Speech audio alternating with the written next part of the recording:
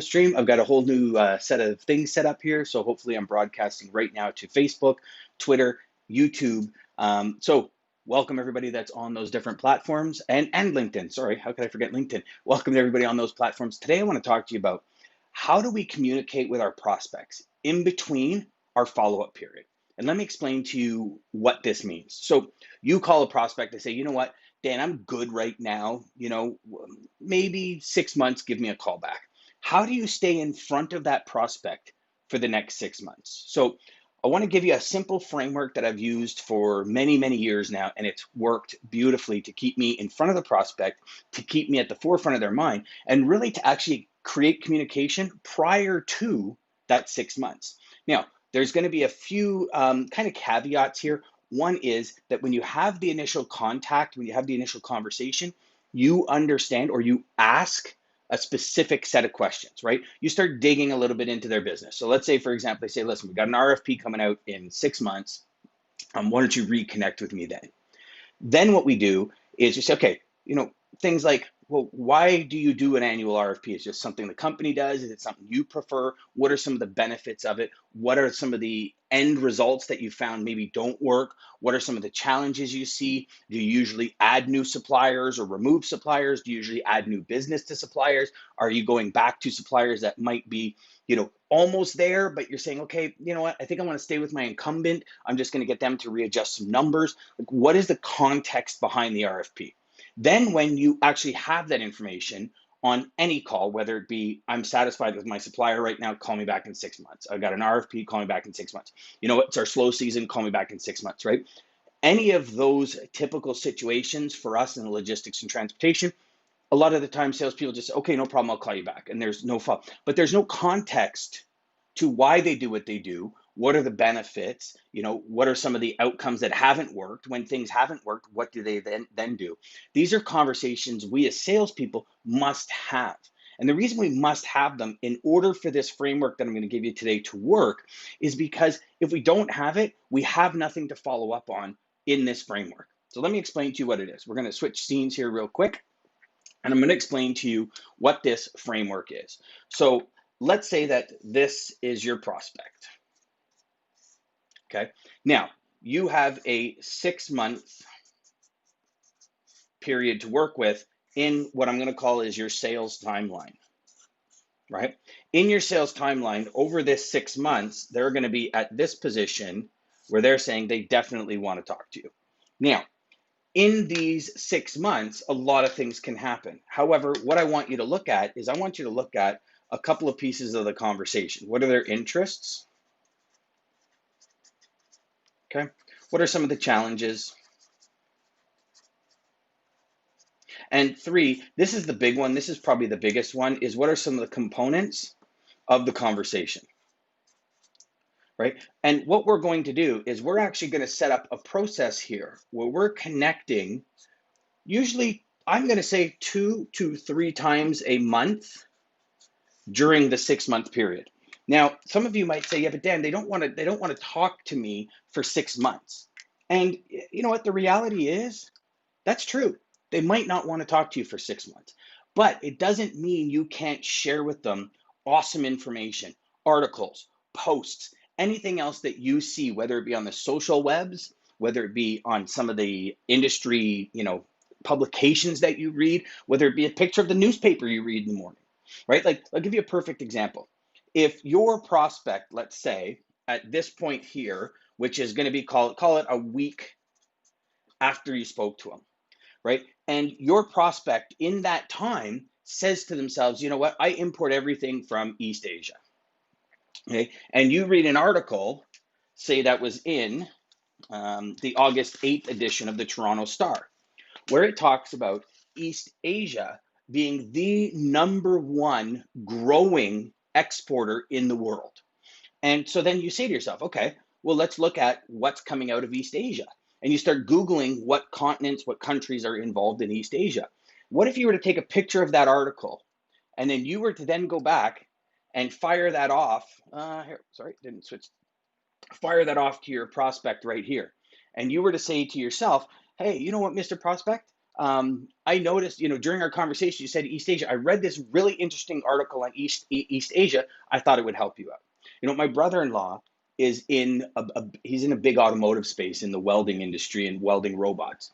And I read an article in here about Magna and what's happened to their profits and all that kind of stuff because of COVID. I sent the article to my brother and I said, "Hey, this might be interesting for you and your team." He says, "Wow, thanks, man. That was really interesting." Sent it to his team. His team loved it. So the same thing I've done for customers for the last probably 8 years. And what I've found is when I send information out here, then I send information out here, say on the week 3, and then I send information out here, say week 5, and then I send information out here, say 7 week, and then I keep going, and then I get to the 6 months. Well, guess what happens? I've been able to connect and stay connected with my customer. So when that 6 months comes, they can really know. And here's the caveat to all of this. They really know you're in it for them, right? If you're taking pieces of the conversation, and even let's say you come back to, your week 5 here, and you read a really great article on RFPs and the benefits, pros and cons, or even, a new company that's gotten involved in doing RFPs that do things differently. You send that to them. Hey, I know your RFP is about 16 weeks away, 18 weeks away. I'd love to have you read this article. I thought it was absolutely awesome when I read it. It kind of gave me some new insights, and you give them little snippets of your thoughts of the RFP based on your conversation and how you think it can help. See, those are big sections to it. It's not just fire it off. Hey, I think you'll love this article. You've read the article. Based on your conversation, which is why prior to giving you this framework, I said you got to have context, you got to have background of your customer. Prior to that, you've had that context, you have that background. Now you can send these articles out and say, "Hey, this is what I've been able to do," or "This is what I've seen. This is what I've just read. I think it's pretty cool. What do you think?" And in that way, you stay in connection with your customer the whole time. So I hope this simple framework helped you. I hope you can look at it. What I suggest you do right now to get this framework going is Google for the next hour, half hour. Google some of our industry's top publications, Supply Chain Today, FreightWaves, all of the above, Truckers Today, American Trucking, all these companies, even DAT blogs. I mean, all these companies have stuff they produce every day, content they produce every day. And take that content, read it, and think to yourself, which one of my prospects or customers could really, really benefit from this? Which ones can move their needle? Because here's the thing, everything we do must be focused towards the attainment of our clients' goals. Have you read an article? Have you watched a video? Right? Even from YouTube. Could be a motivational video on something you've had a conversation with a customer with that they've said challenged you. Anything you've read, anything you've seen, would any customer prospect benefit from listening to it, reading it, or hearing it? If the answer is yes, send them the podcast. Send them the link to the YouTube video. Ask them, hey, if I send you a link to your YouTube video, is it going to get caught? Maybe you want to give me your personal email address.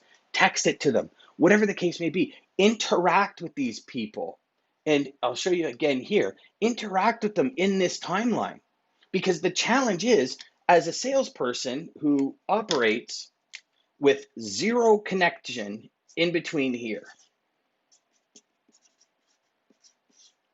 okay? And I'm talking zero. How on earth do you separate yourself from anyone else? You don't.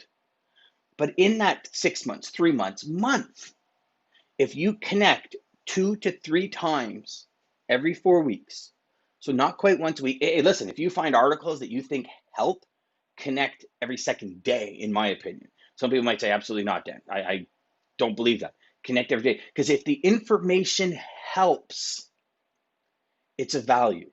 If it's just to connect, it's useless. So make sure those articles, that information, those videos help. In order to do that, you need to reverse back. So even if we go back to here, you need to reverse everything back to this conversation. List yourself one, two, three, even four things you really need to know, KNOW, on each call, each series or cold call that you have. What do you really need to know that's going to help you drive the next couple of months of connection, the next couple of weeks of connection? What is it you need to know? And even to the point where, let's say you don't get that information right off the bat. You say to yourself, you know what? No, I haven't asked those questions and they're trying to get me off the phone. Revert it back. Okay, no problem. I'll call you in 6 months. Do you find that over the last 4 or 5 months, like have you had a lot of calls from prospects, from people that really haven't helped you? What is some of the challenges you find with that? What are some of the things you look for when somebody calls you to know that they actually have something that you know they can use or you can use that's going to benefit you, help you achieve your mandates? A big one that I'm asking right now is, Mr. Prospect, what are some of the mandate shifts, changes, new mandates or goals that you guys have for the last part of 2020? Because as much as I don't like, so many people are talking about COVID and this and that, and I don't like doing that. I don't like speaking about that. But what I can share is that it has shifted and changed, as you and I both know, so many people's companies, so many people's operations. There's so many companies right now that are looking to recap in Q4 to make things, so much better. So what is the shifts? What are the change? What are the new things that these companies have or are doing to help in that manner? And how can you be of assistance? Until tomorrow, my friends, remember, go out there, make every call educational, and crush your sales. Thanks for watching.